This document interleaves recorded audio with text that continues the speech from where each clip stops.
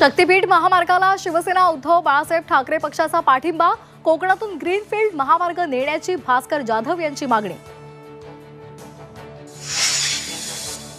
मतदाराच्या धर्तीवर महाराष्ट्रातही प्रकल्प उभारणार। प्रकल्पासंदर्भात मुख्यमंत्री दोन्ही उपमुख्यमंत्र्यांशी बोलणार। वनमंत्री गणेश नाईक यांची माहिती।